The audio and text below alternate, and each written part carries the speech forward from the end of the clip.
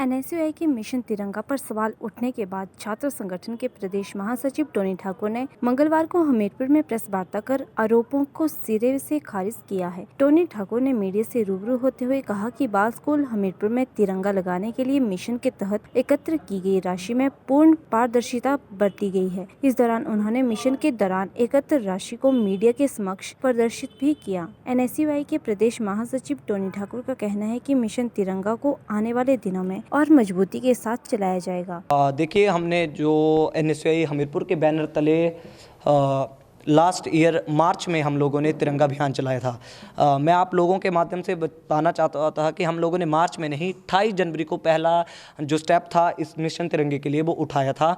28 जनवरी के दिन हम पहली बार जो थे वो माननीय जो तत्कालीन जो यहाँ पर जिलाधीश महोदय थे उनके पास हम लोग जो थे वो 28 जनवरी को पहली बार मिशन तिरंगे को सक्सेस करने के लिए यहाँ पर जो तिरंगा स्मारक है हमीरपुर में बॉय स्कूल के अंदर, वहाँ पर तिरंगा लगाने के लिए लेकर गए थे।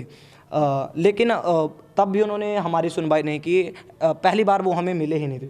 उसके बाद हम फरवरी माह में 2 बार गए और तब भी हमारी कोई सुनवाई ना होने के कारण हम लोगों ने फैसला लिया था कि एनएसयूआई हमीरपुर जो है वो स्वयं जो है वो चंदा इकट्ठा कर कर जो है वो यहाँ पर तिरंगा लगाएगी। उसके बाद एनएसयूआई ने 2 दिन जो था वो चंदा इकट्ठा किया और चंदा इकट्ठा जो हम लोगों ने किया, एक दिन हमीरपुर कॉलेज में किया था और एक दिन जिस दिन हम लोगों ने मिशन तिरंगा की शुरुआत की थी तो हम लोगों ने जो था वो गांधी चौक के नज़दीक समीप के साथ साथ एरिया में किया था। उसके बाद कोरोना एपिडेमिक होने के कारण पूर्णतः लॉकडाउन होने के कारण हम लोग जो थे वो इसको एज इट कंटिन्यू नहीं कर पाए। और चूंकि कई लोगों के मन में जो छुटभैया नेता है अपनी राजनीति चमकाने के लिए, देखिए सवाल भी लाजमी है उनका, हम ऐसा नहीं बोल सकते कि वो सवाल नहीं करें। देखिए सवाल करना भी उनके हक में है, लेकिन सवाल तब करें अगर उनके पास फैक्ट और बात हो। तो उन्होंने कहा कि एनएसयूआई ने जो था वो इतने दिनों से 1 साल से जो था वो चंदा इकट्ठा किया और इसको सदुपयोग नहीं किया। तो मैं आप लोगों के माध्यम से बताना चाहता था कि अक्टूबर तक तो ऐसे ही पूर्णतः लॉकडाउन लगा था।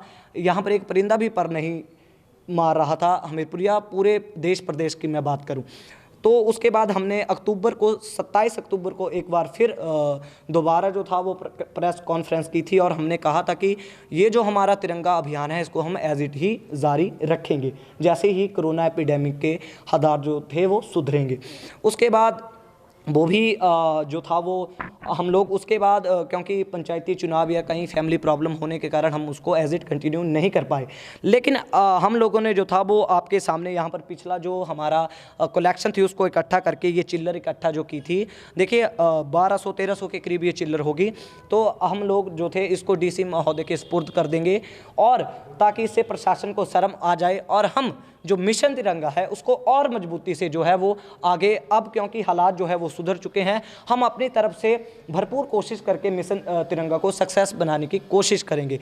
और यदि फिर भी हम लोग इसमें सफल नहीं हो पाते हैं तो मैं आप लोगों के माध्यम से ये बताना चाहता हूँ कि 2022 में जैसे ही हिमाचल प्रदेश में कांग्रेस पार्टी की सरकार बनेगी तो हमीरपुर जिला में जो पहला काम होगा वो तिरंगा लगाने का होगा। ये मैं आपके सामने आज यहाँ कह रहा हूँ। और ये जो पूरा हमारा जो यहाँ पर हमने कलेक्शन इकट्ठी की है इसको आज हम लोग जो हैं वो डीसी साहिबान के पास जो है वो जमा करवा देंगे। और साथ ही मैं जो स्थानीय नुमाइंदे हैं सरकार के, चाहे वो सांसद महोदय हों या विधायक महोदय हों, मैं उनसे अनुरोध करना चाहता हूं कि जब सांसद महोदय भाजपा युवा मोर्चा के जो राष्ट्रीय अध्यक्ष थे तो वो लाल चौक तिरंगा फहराने के लिए चले गए थे। बहुत अच्छी बात है, तिरंगा देश के हर एक कोने में फहराना चाहिए। लेकिन जब उनके खुद के गृह जिला में जो था वो तिरंगा तकरीबन 1.5 साल हो चुका है नहीं फहराया गया है, तब उनकी वो देशभक्ति जो है वो कहाँ पर खो जाती है।